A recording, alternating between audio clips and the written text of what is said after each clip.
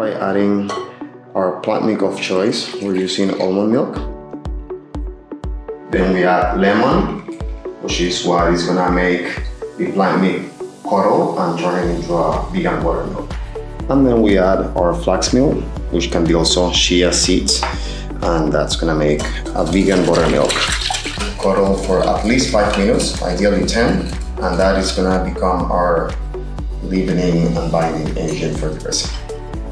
Now we add the rest of the ingredients to the curdled vegan buttermilk, starting with the maple syrup, the vanilla extract,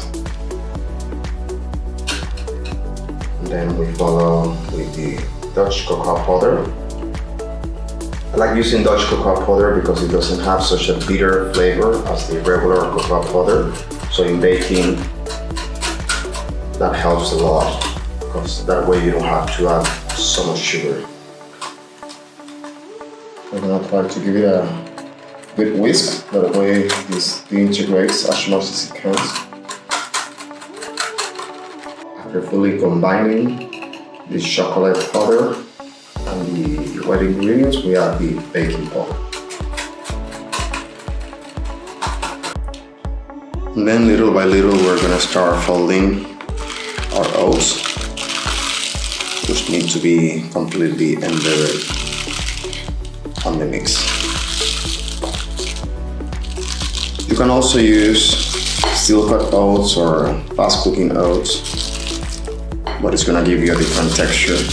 I just like to use more whole version, so I'm using gluten-free old-fashioned oats. And we're gonna oil our pan. You can avoid this by using a very good quality non-sticking pan. We're gonna put the chocolate butter into our baking pan.